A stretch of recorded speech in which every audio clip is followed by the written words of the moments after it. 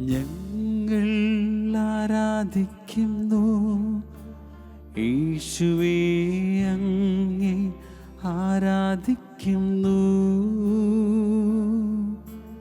ഞങ്ങൾ ആരാധിക്കുന്നു യേശുവേ, അങ്ങേ ആരാധിക്കുന്നു. നീ നല്ലവൻ, സർവവല്ലഭൻ, അങ്ങെപ്പോലൊരു ദൈവമില്ല. നീ നല്ലവൻ, സർവവല്ലഭൻ, അങ്ങെപ്പോലൊരു ദൈവമില്ല. Hallelujah, hallelujah, hallelujah, hallelujah, hallelujah, hallelujah, hallelujah, hallelujah. നീ നല്ലവൻ, സർവവല്ലഭൻ, അങ്ങെപ്പോലൊരു ദൈവമില്ല. നീ നല്ലവൻ, സർവവല്ലഭൻ, അങ്ങെപ്പോലൊരു ദൈവമില്ല.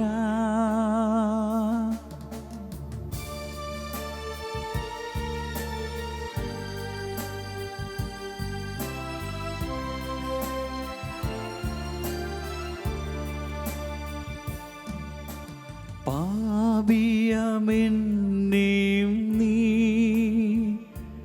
നിൻ പൈതലായി മാറ്റിയല്ലോ. എന്നെ വിളിച്ചവനേ, നീ വിശ്വസ്ത ദൈവമല്ലോ. നീ നല്ലവൻ, സർവവല്ലഭൻ, അങ്ങെപ്പോലൊരു ദൈവമില്ല. നീ നല്ലവൻ, സർവവല്ലഭൻ, അങ്ങെപ്പോലൊരു ദൈവമില്ല. Hallelujah, hallelujah, hallelujah, hallelujah, hallelujah, hallelujah, hallelujah, hallelujah. യേശുവേ ആരാധന.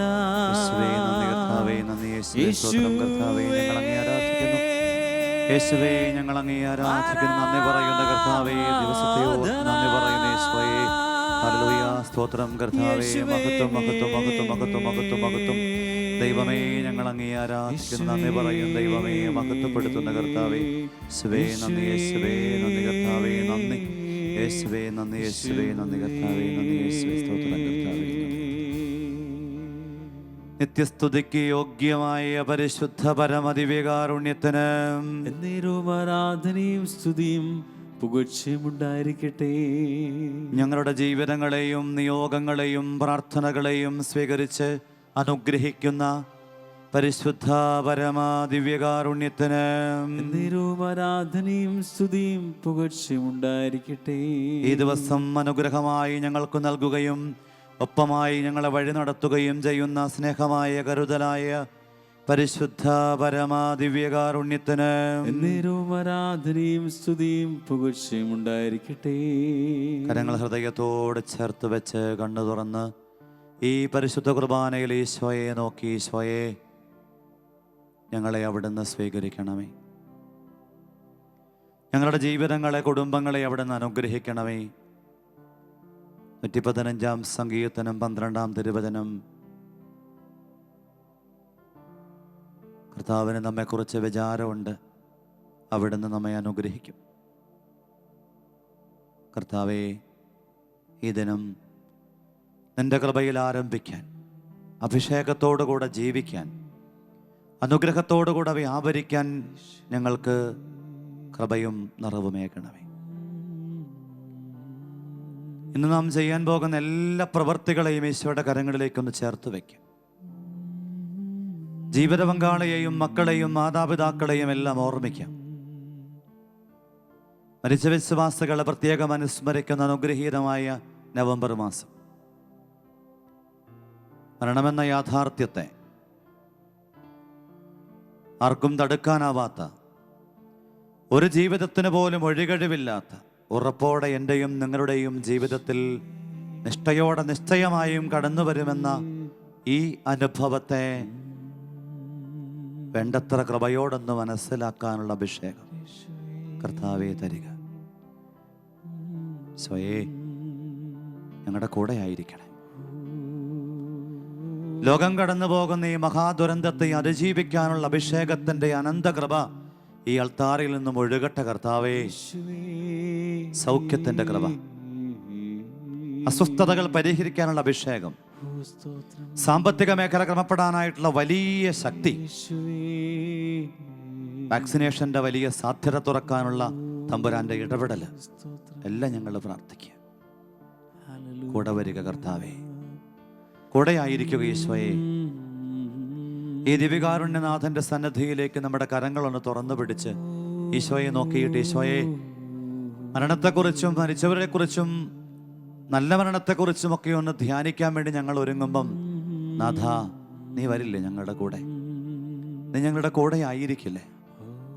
ഒരു സ്നേഹത്തോടെ ഈശോയെ നോക്കിയിട്ട്, നാഥ വരയണമേ, എന്നിൽ നിറയണമേ.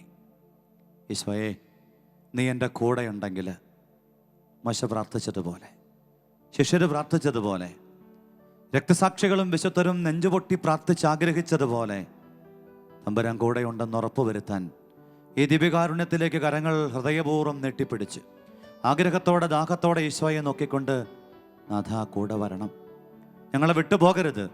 എമ്മാവസിൻ്റെ അനുഭവം പോലെ സ്വർഗം ലക്ഷ്യമാക്കിയുള്ള വിശ്വാസിയുടെ ജീവിതത്തിൻ്റെ തീർത്ഥയാത്രയിൽ ഈ ദിവ്യകാരുണ്യനാഥൻ്റെ സാന്നിധ്യത്തെ, ഈശോയുടെ സാന്നിധ്യത്തെ, വചനത്തെ ഹൃദയത്തിൽ ഉൾക്കൊള്ളാൻ, അത് ജീവിതത്തിൻ്റെ താളമായും രാഗമായും ഭാവമായും അനുഭവങ്ങളായും ആത്മീയതയായും മാറാനുള്ള അഭിഷേകത്തിന് വേണ്ടി ആഗ്രഹിച്ച് പ്രാർത്ഥിച്ചുകൊണ്ട് ഈശോയെ നോക്കി നമുക്കും പ്രാർത്ഥിക്കാം. നാഥ വരണമേ, നാഥ വരേണമേ, എന്നിൽ നിറയണമേ. നാഥ വരേണമേ, എന്നിൽ നിറയണമേ. എല്ലാവരും ചേർന്ന് വലിയ വിശ്വാസത്തോടെ ഒത്തിരി സ്നേഹത്തോടെ, നാഥ വരേണമേ, എന്നിൽ നിറയണമേ. നാഥ വരേണമേ, എന്നിൽ നിറയണമേ. കരങ്ങളൊന്ന് ഹൃദയത്തോട് ചേർത്ത് വെച്ച് കണ്ണുകളടച്ച് ഈശോയോട് ഒരിക്കൽ കൂടി ഒന്ന് പറഞ്ഞേ, നാഥ വരേണമേ, എന്നിൽ നിറയണമേ. നാഥ വരേണമേ, എന്നിൽ നിറയണമേ. ഇന്നത്തെ എല്ലാ പ്രവൃത്തികളിലും ഈശോ നിറയാനുള്ള ആഗ്രഹത്തോടെ, വചനം കേൾക്കുമ്പം ഹൃദയം ജ്വലിക്കാൻ വേണ്ടിയുള്ള തീക്ഷ്ണമായ ആഗ്രഹത്തോടെ ഒരിക്കൽ കൂടെ പ്രാർത്ഥിക്കാം. നാഥ വരേണമേ, എന്നിൽ നിറയണമേ.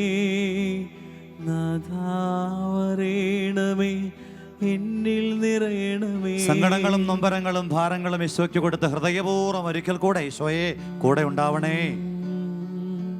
നാഥ വരേണമേ, എന്നിൽ നിറയണമേ. നാഥ വരേണമേ, എന്നിൽ നിറയണമേ. നാഥ വരേണമേ, എന്നിൽ നിറയണമേ. നാഥ വരേണമേ, എന്നിൽ നിറയണമേ. പരിശുദ്ധ പരമദിവ്യകാരുണ്യത്തിന് നിരുമാരാധനയും സ്തുതിയും പുകഴ്ചയും ഉണ്ടായിരിക്കട്ടെ. ഈശോയിൽ സ്നേഹമുള്ളവരെ, നവംബർ മാസത്തിൽ മരിച്ച വിശ്വാസികളെക്കുറിച്ചുള്ള നല്ല മരണത്തോട് ബന്ധപ്പെടുത്തിയ ഓർമ്മകളുമായി നമുക്ക് ഈ വചന ശുശ്രൂഷയുടെ നിമിഷങ്ങളിലായിരിക്കും. അറിഞ്ഞുമറിയാതെയും നമ്മളൊക്കെ എന്നും നന്മ നിറഞ്ഞ മറിയം ചൊല്ലുമ്പം നല്ല മരണം തരണേ എന്ന് പ്രാർത്ഥിക്കുന്നുണ്ട്. സ്വാഭാവികമായിട്ടും നമ്മുടെ ഉള്ളിലൊരു ചോദ്യം ഉണ്ടാവും, നല്ല മരണം എന്ന് വെച്ചാൽ എന്താണ്? പലപ്പോഴും നല്ല മരണം എന്ന ഈ ചോദ്യത്തോട് നമ്മൾ പൊതുവെ കേൾക്കുന്നൊരു ഉത്തരം ഒരുക്കത്തോടുള്ള മരണം. പൊതുവെ നമ്മളെല്ലാവരും പറയുന്നത് നല്ല ഒരുക്കത്തോട് കൂടിയിട്ട് മരിക്കാൻ കഴിയുന്നതാണ് നല്ല മരണം. തീർച്ചയായിട്ടും അങ്ങനെ തന്നെയാണ്. നല്ല ഒരുക്കത്തോടുകൂടെ മരിക്കുക എന്നതിനോട് മറ്റു ചില കാര്യങ്ങൾ കൂടെ ചേർത്താൽ ആ നല്ല മരണം പൂർണ്ണതയുടെ ഒരു അനുഭവമായിട്ട് രൂപാന്തരപ്പെടും. മരണമെന്ന നമ്മുടെയൊക്കെ ജീവിതത്തിൻ്റെ നിശ്ചയമായ ഒരു യാഥാർത്ഥ്യത്തിൻ്റെ മുൻപിൽ ഓരോരുത്തരും ആയിരിക്കേണ്ടത് എങ്ങനെയാണ് എന്ന് ചോദിച്ചാൽ, നല്ല മരണം എന്നതിൻ്റെ അർത്ഥം എന്ത് എന്ന് ചോദിച്ചാൽ, ദൈവം ആഗ്രഹിക്കുന്ന സമയത്ത്, ആഗ്രഹിക്കുന്ന വിധത്തിൽ, ആഗ്രഹിക്കുന്ന സാഹചര്യത്തിൽ മരിക്കാൻ കഴിയുന്നതാണ് നല്ല മരണം. 139-ാം സങ്കീർത്തനത്തിൽ അനാദി മുതലേ ദൈവം എന്നെ കാണുകയും അറിയുകയും എൻ്റെ ചലനങ്ങൾ പോലും ഒരു വാക്കെൻ്റെ നാവിൽ ഒരു വാക്ക് മുമ്പേ അറിയുകയും ചെയ്യുന്ന ദൈവം എന്നോടും നിങ്ങളോടും പറയാണ്, എൻ്റെയും നിങ്ങളുടെയും ജീവിതത്തെക്കുറിച്ച് സ്വർഗം മനോഹരമായ സ്വപ്നം കണ്ടു. ഈ ഭൂമിയിൽ ദൈവത്തിൻ്റെ ഔദാര്യപൂർണമായ ഒരായുസ്, തിരുവചനത്തിൻ്റെ അടിസ്ഥാനത്തിൽ ഏറിയാൽ 80, ഇങ്ങനെ ഒരു ആയുസ് തന്ന ദൈവം എന്നെയും നിങ്ങളെയും ഈ ഭൂമിയിൽ ജീവിക്കാൻ അനുവദിച്ച് കടന്നു പോകുമ്പം ദൈവം നമ്മുടെ ആത്മാവിന് പരുക്ക് പറ്റാതെ ഈ ഭൂമിയിൽ ജീവിച്ച് ദൈവത്തിന് ഹിതകരമായി കർമ്മങ്ങൾ പൂർത്തിയാക്കി മടങ്ങുന്നത് കാണാൻ വേണ്ടി കാത്തിരിക്കുക. ആ ദൈവത്തിൻ്റെ തീരുമാനത്തിനിണങ്ങുന്ന വിധം ഒരു വ്യക്തിയുടെ ജീവിതം ജീവിക്കുകയും ഉത്തരവാദിത്തങ്ങൾ പൂർത്തീകരിക്കുകയും പൗലോസ് പറയും പോലെ ഞാൻ എൻ്റെ ഓട്ടം പൂർത്തിയാക്കി എന്ന് പറയാൻ തക്ക വിധം ഒരുക്കത്തിൻ്റെ നിറവിൽ തമ്പുരാന്റെ സന്നിധിയിലേക്ക് മടങ്ങുകയും ചെയ്യുമ്പം അതാണ് നല്ല മരണം. വിശുദ്ധ യോഹന്നാന്റെ 3-ാമത്തെ ലേഖനം 2-ാമത്തെ തിരുവചനം നല്ല മരണത്തിന് ആവശ്യമുള്ള അടിസ്ഥാനപരമായ ഓർമ്മപ്പെടുത്തലുകളെ നമുക്കായിട്ട് അവതരിപ്പിക്കുന്നുണ്ട്. യോഹന്നാൻ ശ്ലീഹ പറയാണ്, വാത്സല്യഭാജനമേ, നിന്റെ ആത്മാവ് ക്ഷേമസ്ഥിതിയിലായിരിക്കും പോലെ തന്നെ സകല കാര്യങ്ങളിലും നിനക്ക് ഐശ്വര്യമുണ്ടാകുവാനും ആരോഗ്യമുണ്ടാകുവാനും ഞാൻ പ്രാർത്ഥിക്കുന്നു. മനുഷ്യരെല്ലാവരും ഈ ഭൂമിയിൽ അടിസ്ഥാനപരമായിട്ട് ആഗ്രഹിക്കുന്നതും തിരയുന്നതും അന്വേഷിക്കുന്നതുമൊക്കെ ഓർക്കണം, ഈ ആത്മീയ ജീവിതത്തിൻ്റെ അടിത്തറമേൽ ഉയർക്കൊള്ളുന്ന ഒരഭിഷേകത്തിൽ ജീവിക്കാൻ, ആയുസ്സിലും ആരോഗ്യത്തിലും ജീവിക്കാൻ. നമ്മൾ അറിയുന്നില്ലെന്ന് മാത്രമേ ഉള്ളൂ. ആത്മീയതയാണ് എൻ്റെ ആരോഗ്യത്തിൻ്റെയും ഐശ്വര്യത്തിൻ്റെയും അടിസ്ഥാനമെന്ന അവബോധമുണ്ടാകുമ്പം എൻ്റെ ആത്മാവിൻ്റെ കാര്യത്തെ അതീവ ദക്ഷതയോടെ ചെയ്ത് അനുഗ്രഹത്തോടുകൂടെ ജീവിക്കുമ്പം എൻ്റെ ആരോഗ്യവും എൻ്റെ ചുറ്റുപാടിൻ്റെ ഐശ്വര്യവും ദൈവം അഭിഷേകപൂർണ്ണമാക്കുമെന്ന് തിരിച്ചറിഞ്ഞാൽ നമ്മുടെ ജീവിതത്തിനുണ്ടാകുന്ന മാറ്റം അത്ഭുതകരമായ മാറ്റമാണ്. അപ്പം നല്ല മരണത്തിന് വേണ്ടി ഒരുങ്ങുന്ന വ്യക്തികളൊക്കെ ഹൃദയപൂർവ്വം ആഗ്രഹിക്കണം. മരണം നമ്മൾ ഇഷ്ടപ്പെട്ടാലും ഇല്ലെങ്കിലും കള്ളനെപ്പോലെ കടന്നു വരും. അതുകൊണ്ട് നല്ല മരണം എൻ്റെ ജീവിതത്തിൽ ഉണ്ടാകണമെങ്കിൽ എൻ്റെ ദൈവം ആഗ്രഹിക്കുന്ന സമയത്ത് അവിടുത്തെ ഹിതപ്രകാരം ജീവിച്ചവർക്കാണ് നല്ല മരണം സ്വർഗം അവകാശമായി നൽകുക. അതാണ് യോഹന്നാൻ ശ്ലീഹ പറഞ്ഞത്. ആത്മാവിൻ്റെ കാര്യത്തെ നീ ഗൗരവത്തിലെടുത്ത് സ്വർഗം ആഗ്രഹിക്കുന്ന വിധം നിൻ്റെ ആത്മീയ കാര്യങ്ങളെ ഒന്ന് രൂപപ്പെടുത്തിയാൽ എൻ്റെയും നിങ്ങളുടെയും ജീവിതം നല്ല മരണത്തിന് സജ്ജമായ സുസജ്ജമായ ഒരു ജീവിതമായിട്ട് മാറും. Praise the Lord. ഹല്ലേലൂയ. യേശുവേ നന്ദി, യേശുവേ സ്തുതി, യേശുവേ ആരാധന. എൻ്റെ പ്രിയപ്പെട്ട സഹോദരങ്ങളെ, ഈ 2 തരം ആളുകളെ ഞാൻ കണ്ടിട്ടുണ്ട് ജീവിതത്തിൽ. എന്ന് വെച്ചാൽ ചില ആളുകൾ ഇങ്ങനെ നല്ല അഭിഷേകത്തോടെ, ഒരുക്കത്തോടെ, അനുഗ്രഹത്തോടെ മക്കളും ജീവിത പങ്കാളിയും പ്രിയപ്പെട്ടവരുമൊക്കെ ഇങ്ങനെ പ്രാർത്ഥിച്ച് അഭിഷേകത്തോടെ നിൽക്കുമ്പം വളരെ സന്തോഷത്തോടെ എല്ലാവരെയും നോക്കി ജീവിതത്തിൻ്റെ നിറവോടെ, തൃപ്തിയോടെ എല്ലാം പൂർത്തിയായി എന്ന് കുരിശിൽ കിടന്ന് ഈശോ പറഞ്ഞതിൻ്റെ മറുവാക്കുകൾ മനസ്സിൽ പറഞ്ഞുകൊണ്ട് ഇങ്ങനെ കടന്നു പോകുന്ന ചില ജീവിതങ്ങളെ കണ്ടിട്ടുണ്ട്. അവരിങ്ങനെ മരിച്ചു കിടക്കണ കാണുമ്പോഴും മരിച്ചു കിടക്കാൻ നമുക്ക് തോന്നുകയില്ല, ഉറങ്ങാനേ തോന്നുള്ളൂ. നല്ലൊരു ചെറു പുഞ്ചിരിയോടെ ജീവിതത്തെ അഭിമുഖീകരിച്ച് അനുഗ്രഹത്തോടെ തമ്പുരാൻ്റെ അരികിലേക്ക് പോകുന്നവർ. നേരെ വിപരീതമായ അനുഭവത്തിൻ്റെ അവസ്ഥയിലൂടെ കടന്നു പോകുന്നവരെയും കണ്ടിട്ടുണ്ട്. പലരും ചോദിക്കും, ഇത്രയെല്ലാം പ്രാർത്ഥിച്ചിട്ടും, ഇതുപോലെയെല്ലാം നോമ്പ് നോക്കിയിട്ടും, ഇതുപോലെ കുർബാനകൾ ചൊല്ലിച്ചിട്ടും, ഇതുപോലെ ശക്തരായ ആത്മീയ ഗുരുക്കന്മാരെ കൊണ്ട് പ്രാർത്ഥിപ്പിക്കാൻ കൊണ്ടുവന്നിട്ടും എന്താ അച്ഛാ ഇങ്ങനെ കിടക്കണേ? ഒരു അമ്മച്ചിയുടെ ജീവിതാനുഭവം എൻ്റെ മനസ്സിലുണ്ട്. 6-7 കൊല്ലമായിട്ട് ഈ അമ്മച്ചി ഇങ്ങനെ കിടക്കുകയാണ്. ഒരുപാട് പ്രാർത്ഥിച്ചിട്ടും ഒത്തിരി നോമ്പ് നോക്കിയിട്ടും ഒരു പിടി ത്യാഗത്തിൻ്റെ വഴികൾ വചനം വായിച്ചും വചനമെഴുതിയും ശക്തമായിട്ട് സങ്കീർത്തനം വായിച്ചും കരുണയുടെ പ്രാർത്ഥന ചൊല്ലിയും ഒരുപാട് കുർബാന ചൊല്ലിച്ചും ഒത്തിരി ആത്മീയ ഗുരുക്കന്മാരെ കൊണ്ട് പ്രാർത്ഥിച്ചിട്ടും ഈ അമ്മച്ചി ഇങ്ങനെ മരിക്കാണ്ട് കിടക്കുക. ദിനംപ്രതി അമ്മച്ചിയുടെ ശരീരം ശോഷിക്കുന്നെന്ന് മാത്രമേ ഉള്ളൂ, അമ്മച്ചി മരിക്കണില്ല. എന്തുകൊണ്ടാണെന്നൊക്കെ നമ്മുടെ ഉള്ളിൽ ചോദ്യം ഉണ്ടാവും. എനിക്ക് കിട്ടിയ ഒരു ഉത്തരം ഞാൻ നിങ്ങളോട് പങ്കുവെക്കുക. ഈ അമ്മച്ചിയെക്കുറിച്ച് ഞാൻ അന്വേഷിച്ചപ്പം ആ കുടുംബത്തിലെ പ്രിയപ്പെട്ടവർ പറഞ്ഞു, നല്ല കാലത്ത് ഈ അമ്മച്ചി പള്ളിയിൽ പോകില്ലായിരുന്നു. ഈ നല്ല കാലത്ത് ഈ അമ്മച്ചിയുടെ അധരത്തിൽ നിന്നും ഒരു നന്മ നിറഞ്ഞ പറയും കേൾക്കാനായിട്ട് ഇടവന്നിട്ടില്ല. ഈ അമ്മച്ചി കുശുംബം കുന്നായ്മകളുമായിട്ട് കുറ്റം പറച്ചിലുകളുമായിട്ട് പരദൂഷണവും പലവിചാരങ്ങളുമായിട്ട് ജീവിച്ച ഓർമ്മകളാണ് കുടുംബത്തിലെ പ്രിയപ്പെട്ടവർക്ക് പങ്കുവെക്കാനായിട്ടുള്ളത്. അങ്ങനെ ഈ ഓട്ടപ്രദക്ഷിണത്തിനിടയിൽ അമ്മച്ചി പ്രായമായി, രോഗമായി, ശരീരം ക്ഷീണിച്ചു. എന്നിട്ടും ഈ അമ്മച്ചി മരിക്കാതെ ഇങ്ങനെ കിടക്കുകയാണ്. എനിക്ക് തമ്പുരാൻ പ്രാർത്ഥനയിൽ തന്ന ഒരു ബോധ്യം, ഒരോർമ്മപ്പെടുത്തൽ മറ്റൊന്നായിരുന്നില്ല. ജീവിച്ചിരിക്കുന്ന കാലത്ത് യോഹന്നാൻ ശ്ലീഹ പറഞ്ഞതുപോലെ ആത്മാവിൻ്റെ കാര്യത്തെ ഗൗരവത്തോടുകൂടെ എടുത്ത് അഭിഷേകത്തോടുകൂടെ ജീവിക്കുന്ന വിശ്വാസികളെ ദൈവം ഉചിതമായ സമയത്ത് സ്വർഗത്തിലേക്ക് കൂട്ടിക്കൊണ്ടുപോകും. അത് ദൈവം ഒരു വ്യക്തിയുടെ ജീവിതത്തോട് ബന്ധപ്പെടുത്തി തീരുമാനിച്ച ദൈവത്തിന് സ്വീകാര്യമായിട്ടുള്ള സമയമാണ്. ആ സമയത്ത് സ്വർഗം പോകാൻ കഴിയണത് ജീവിതത്തിലെ മഹാഭാഗ്യവും വലിയ ദൈവാനുഗ്രഹവുമാണ്. ഈ അമ്മച്ചിയെ സംബന്ധിച്ചിടത്തോളം അമ്മച്ചി തൻ്റെ ജീവിതകാലത്ത് സൽക്കർമ്മങ്ങളിൽ കാര്യമായിട്ടൊന്നും നിക്ഷേപിച്ചിട്ടില്ല. ഈ അമ്മച്ചി ആത്മീയതയിൽ കാര്യമായിട്ടൊന്നും നിക്ഷേപിച്ചിട്ടില്ല. ശരീരത്തിൻ്റെ ഇഷ്ടങ്ങളും ഈ ലോകത്തിൻ്റെ താല്പര്യങ്ങളുമായിട്ട് ഈ അമ്മച്ചി ജീവിച്ചു കടന്നുപോയത് കൊണ്ട് അമ്മച്ചിയുടെ ആത്മാവിനെ സ്വർഗം ഉപേക്ഷിക്കുന്നു എന്നാണ് ഞാൻ മനസ്സിലാക്കുന്നത്. അതിന് പിശാചിന് കൊടുത്തു. പിശാചിനൊരു വ്യക്തിയെ പിടുത്തം കിട്ടിയാൽ പിശാച് പിന്നെ ചെയ്യണൊരു പരിപാടിയുണ്ട്. പിശാച് കയറി അങ്ങ് മെഴുകും, കയറി അങ്ങ് നിരങ്ങും ആ വീട്ടിൽ. ഈ അമ്മച്ചി ഇങ്ങനെ രോഗിയായിട്ട് കിടക്കുമ്പം സ്വാഭാവികമായിട്ടും അമ്മച്ചിയെ നോക്കുന്നവരും അതിനോട് ബന്ധപ്പെട്ടവരും പല വിധത്തിൽ അസ്വസ്ഥതയിലൂടെ കടന്നു പോകും. എല്ലാവർക്കും അറിയാം, രോഗിയായ ഒരാൾ വീട്ടിൽ കിടപ്പുണ്ടെങ്കിൽ വലിയ പാടാണ് അവരെ നോക്കാൻ, അവരെ തൃപ്തിപ്പെടുത്തുക ഭയങ്കര ബുദ്ധിമുട്ടാണ്. ഈ അമ്മച്ചി ആ കാറ്റഗറിയിൽപ്പെട്ട അമ്മച്ചിയാണ്, ഒരിക്കലും തൃപ്തിയില്ലാത്തൊരമ്മച്ചി. അപ്പം ഈ അമ്മച്ചി ഇങ്ങനെ സദാസമയവും മക്കളെ, മരുമക്കളെ, പ്രിയപ്പെട്ടവരെ അസ്വസ്ഥതപ്പെടുത്തിക്കൊണ്ടിരിക്കും. അങ്ങനെ ആ കുടുംബത്തിൽ നിന്നും പിശാചിന് കിട്ടിയ ഒരാത്മാവിൻ്റെ കൂടെ ഈ അമ്മച്ചിയോട് ചുറ്റിപ്പറ്റി നിൽക്കുന്ന മുഴുവൻ ജീവിതങ്ങളും മക്കളും മരുമക്കളുമൊക്കെ അസ്വസ്ഥതയുടെ ജീവിതങ്ങളായി മാറി ആ കുടുംബത്തിലെ പല ആത്മാക്കളെയും കിട്ടാൻ തക്ക വിധമുള്ള സാഹചര്യമുണ്ടായി. അങ്ങനെ ഈ വ്യക്തി, പിശാച് പിടിക്കപ്പെട്ട വ്യക്തി, ഇങ്ങനെ കിടന്ന് ശരീരം ദിനംപ്രതി ശോഷിച്ച് അവസാനം ശരീരത്തിന് ഈ ആത്മാവിനെ കൊണ്ടു നടക്കാൻ പറ്റാതാകുമ്പോഴാണ് ഇവർ മരിക്കുന്നത്. അതുകൊണ്ടാണ് ഈ കൂടോത്രം, മന്ത്രവാദം, ക്ഷുദ്രപ്രയോഗങ്ങളൊക്കെയുള്ള ആളുകൾ ഇങ്ങനെ മരിക്കാതെ കിടക്കും. ഇങ്ങനെയുള്ള ആളുകളെ കണ്ടിട്ടുണ്ട്. സങ്കടം വരും നമുക്ക്. ഇപ്പം മരിക്കും എന്നൊക്കെ നമ്മൾ വിചാരിക്കും.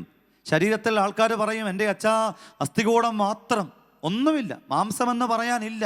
ശരീരത്തിൽ അതുപോലെ അസ്ഥികൾ ഇങ്ങനെ ഉന്തി ക്ഷയിച്ച് ശരീരം മുഴുവനും ക്ഷയിച്ചില്ലാതാവുകയല്ലാതെ ആത്മാവിനെ എടുക്കാൻ പിശാച് അനുവദിക്കുകയല്ല. കാരണം ദൈവം വിട്ട് ആത്മാവിനെ പിശാച് കൊണ്ടുപോയതാണ്. ഓർക്കണം. Praise the Lord. ഹല്ലേലൂയ. യേശുവേ നന്ദി, യേശുവേ സ്തുതി, യേശുവേ ആരാധന. എൻ്റെ പ്രിയപ്പെട്ടവരെ, വിശുദ്ധ ജോൺ മരിയ വിയാനി പറയാണ്, ദൈവത്തിന് സഹിക്കുക സാധ്യമാണെങ്കിൽ ഒരാത്മാവിനെ ശപിക്കേണ്ടി വരുമ്പോൾ അവിടെ നിന്ന് അനുഭവിക്കുന്ന ദുഃഖം അതിനോട് താരതമ്യപ്പെടുത്താം. എന്ന് വെച്ചാൽ ഒരാത്മാവിനെ ഉപേക്ഷിക്കുക എന്നത്, തള്ളിക്കളയുക എന്നത് ദൈവത്തിന് താങ്ങാൻ പറ്റാത്തൊരു സങ്കടമാണ്. പക്ഷേ ചില ആത്മാക്കൾ ദൈവത്തിനും ദൈവികതയ്ക്കും ആത്മീയതയ്ക്കും ഒക്കെ തുരങ്കം വെച്ചുകൊണ്ട് എതിർ നിലപാടുകളുമായിട്ട് ജീവിച്ച് കടന്നു പോകുമ്പം ചങ്ക് പൊട്ടിയിട്ടാണ് നമ്മുടെ ദൈവം ഒരാത്മാവിനെ പിശാചിന് വിട്ടുകൊടുക്കാൻ തയ്യാറാകുന്നത്.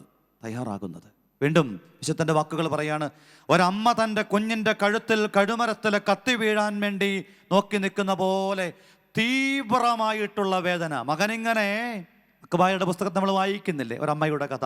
അതുപോലെ മക്കളെ ഇങ്ങനെ കൊല്ലാൻ വേണ്ടി കഴുത്തിനരികിൽ വാളുമായി നിൽക്കുമ്പം ഒരമ്മ കടന്നു പോകുന്ന വൈകാരിക മാനസിക അസ്വസ്ഥതയുണ്ടല്ലോ, അതുപോലെ വേദനയോടെയാണ് ദൈവം തൻ്റെ പ്രിയപ്പെട്ട മകൻ്റെ മകളുടെ ആത്മാവ് നഷ്ടപ്പെടുമ്പം ഭാരം അനുഭവിക്കണത് എന്നോർമ്മിക്കണം. വിശുദ്ധ മരിയ വിയാനിയുടെ വാക്കുകളാ പ്രിയപ്പെട്ടവരെ. നല്ല മരണമെന്ന് വെച്ചാൽ എൻ്റെയും നിങ്ങളുടെയും ജീവിതത്തിൽ സ്വർഗം അനുഗ്രഹത്തോടും അഭിഷേകത്തോടും കൂടെ നമുക്ക് വേണ്ടി ഒരുക്കുന്ന അഭിഷേകത്തിൻ്റെ നിമിഷമാണ്. മാനസാന്തരത്തെക്കുറിച്ച് ഫ്രാൻസിസ് മാർപ്പാപ്പ പറയുകയാണ്, സ്വർഗത്തിൻ്റെ സ്വപ്നത്തിലേക്കുള്ള മടങ്ങി വരവിൻ്റെ പേരാണ് മാനസാന്തരം. സ്വർഗം ഓരോ വ്യക്തിയെക്കുറിച്ചും ഇത്ര നാൾ ജീവിക്കണമെന്നും ഇന്ന വഴികളിലൂടെ അനുഗ്രഹത്തോടുകൂടെ കടന്നു പോകണമെന്നും സ്വർഗം മനോഹരമായ ഒരു സ്വപ്നം കണ്ടു. സ്വർഗം സ്വപ്നം കണ്ടുവെന്നു മാത്രമല്ല, സ്വർഗം സ്വപ്നം കാണുക മാത്രമല്ല, സ്വാതന്ത്ര്യത്തെ ബഹുമാനിക്കുന്നു. വിശുദ്ധ തോമസ് അക്വിനാസ് പറയും, ഓരോ മനുഷ്യൻ്റെയും ജീവിതത്തിൻ്റെ സ്വാതന്ത്ര്യത്തെ ബഹുമാനിക്കുന്ന ഒരു ദൈവമാണ് നമ്മുടെ ദൈവം. സ്വാതന്ത്ര്യത്തെ ബഹുമാനിക്കുന്നത് കൊണ്ടാണ് ഒരു വ്യക്തിയുടെ ജീവിതത്തിൽ സംഭവിക്കാമെന്ന് ദൈവം മനസ്സിലാക്കുന്ന കാര്യങ്ങൾ സംഭവിക്കാതിരിക്കുമ്പോഴും സങ്കടത്തോടെ മാറി നിൽക്കുന്ന ഒരു ദൈവം. അതുകൊണ്ട് നല്ല മരണം നമ്മുടെ ജീവിതത്തിൻ്റെ പ്രാർത്ഥനയാവണം. നല്ല മരണം നമ്മുടെ ജീവിതത്തിൻ്റെ ആഗ്രഹമായി മാറണം. യെശയ്യാ പ്രവചനം 5-ാം അധ്യായം 4-ാം തിരുവചനം ഇങ്ങനെ ഓർമ്മപ്പെടുത്തുക, എൻ്റെ മുന്തിരിത്തോട്ടത്തിന് വേണ്ടി ഞാൻ ചെയ്തതിലേറെ മറ്റെന്താണ് ചെയ്യേണ്ടിയിരുന്നത്. ദൈവം സങ്കടത്തോടെ പറയാണ്, എന്നെയും നിങ്ങളെയും ഈ ഭൂമിയിൽ ജീവിക്കാൻ അനുവദിച്ചുകൊണ്ട് എനിക്കും നിങ്ങൾക്കും നല്ല ജീവിതവും നല്ല മരണവും സ്വർഗപ്രാപ്തിയും സ്വപ്നം കണ്ട ഒരു ദൈവം ചോദിക്കുകയാണ്, മകനെ മകളെ, നിനക്ക് വേണ്ടി ഇതിലേറെ കൂടുതലായിട്ട് ഞാൻ എന്താ ചെയ്യണ്ടേ? ചങ്കു പറിച്ചു തന്നിട്ട് ദിവ്യകാരുണ്യമായി മാറിയിട്ട് എൻ്റെയും നിങ്ങളുടെയും ജീവിതത്തെ ഒരുപാട് കരുതി കാത്ത് സ്നേഹിച്ച് പരിപാലിച്ച് എൻ്റെയും നിങ്ങളുടെയും ഒപ്പം നടന്നവനായ തമ്പുരാൻ ചോദിക്കുകയാണ്, നിന്നെ കൈവിടാതെ നെഞ്ചോട് ചേർത്ത് എന്നെ നീ തള്ളിപ്പറഞ്ഞും ഒറ്റിക്കൊടുത്തും ഓടിപ്പോയും യൂദാസിൻ്റെ പോലെ ദുരന്തപൂർണമായൊരു മരണം വരിക്കാൻ വേണ്ടി ജീവിതത്തിൽ സഞ്ചരിച്ചിട്ട്, മകനെ, നിൻ്റെ ആത്മാവ് ക്ഷേമസ്ഥിതിയിലല്ലെങ്കിൽ നിൻ്റെ ഓട്ടം കൊണ്ട് നിനക്ക് ആരോഗ്യം ഉണ്ടാവില്ല. നിൻ്റെ ആത്മാവിൻ്റെ ക്ഷേമം നീ ആരോഗ്യകരമായി കൈകാര്യം ചെയ്യുന്നില്ലെങ്കിൽ നിൻ്റെ ഓട്ടം കൊണ്ട് നിൻ്റെ ശരീരത്തിന് സുഖം ഉണ്ടാവില്ല, നിനക്ക് ഐശ്വര്യം ഉണ്ടാവില്ല. നമുക്ക് പ്രാർത്ഥിക്കാം. തിരുസന്നിധിയിൽ കരങ്ങൾ കൂപ്പി ഈശോയെ നോക്കി, ഈശോയെ, എൻ്റെ ആത്മാവ് ക്ഷേമസ്ഥിതിയിലാണ്. ഇന്ന് ഞാൻ മരിച്ചാൽ എൻ്റെ ജീവിതത്തിൻ്റെ അവസ്ഥ എന്താവും? ഈശോയെ അപ്പത്തിലായിരുന്നുകൊണ്ട് പറയുന്നുണ്ട്, ഞാൻ നിന്നെ കൈവിടുമോ? ഒരു നാളും മറക്കോ? ആര് മറന്നാലും മറക്കാത്തവൻ. സങ്കീർത്തകൻ 139 പറഞ്ഞില്ലേ, നിന്നെ അറിയുന്ന ദൈവം, നീ ഇരിക്കണതും നടക്കണതും ഒക്കെ അറിയുന്ന ദൈവം, ക്ഷേമത്തിൻ്റെ പദ്ധതി ഒരുക്കി നിനക്ക് വേണ്ടി കാത്തിരിക്കുന്നൊരു ദൈവം, സ്നേഹിക്കുന്നവർക്ക് വേണ്ടി അനുഗ്രഹത്തിൻ്റെ പദ്ധതി ഒരുക്കുമെന്ന് റോമാലേഖനം 8:28 പറയണില്ലേ? ഈ ദിവ്യകാരുണ്യത്തിലേക്ക് നോക്കിയിട്ട് ഈശോയോട് പറഞ്ഞേ, നാളിതുവരെയും ആത്മരക്ഷയെ ലക്ഷ്യമാക്കിയുള്ള യാത്രയിലെ കുറവുകൾ വന്നു, തിരുത്താൻ തീരുമാനമെടുക്കാം. ഹൃദയപൂർവ്വം അനുഗ്രഹത്തിന് വേണ്ടി ആഗ്രഹിച്ചുകൊണ്ട് കൈവിടാത്ത കർത്താവിനോട് ഈശോയോടൊന്ന് പറഞ്ഞേ. സ്നേഹത്തോടെ നോക്കിക്കൊണ്ട് ഈശോ പറയാണ്, ഒരു നാളും എന്നെ ഉപേക്ഷിക്കില്ലെന്ന്. ഞാൻ നിന്നെ കൈവിടുമോ? ഒരു നാളും മറക്കുമോ?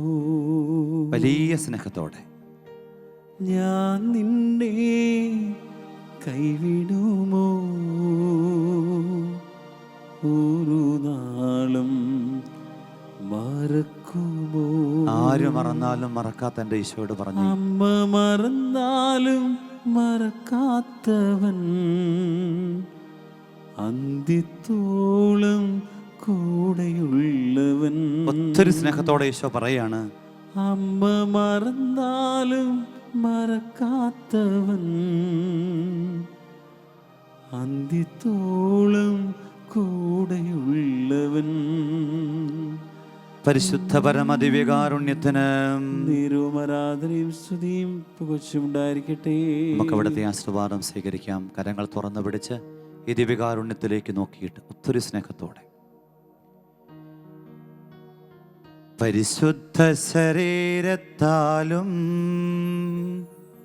വിലയേറിയ രക്തത്താലും പാപത്തിൻ കറകളിൽ നിന്നും മർത്യനു നീ മോചനമേകി. സകലേശ ദിവ്യ കടാക്ഷം തൂഗണമേ വത്സലസുതരിൽ നിർമ്മലരായി ജീവിച്ചിടുവാ ചിന്തണമേ ദിവ്യവരങ്ങൾ. യേശുവേ ആരാധന യേശുവേ യേശു. അമ്മ മറന്നാലും മറക്കാത്തവൻ അന്ത്യത്തോളം കൂടെയുള്ളവൻ. അമ്മ മറന്നാലും മറക്കാത്തവൻ അന്ത്യത്തോളം കൂടെയുള്ളവൻ. അമ്മ മറന്നാലും മറക്കാത്തവൻ അന്ത്യത്തോളം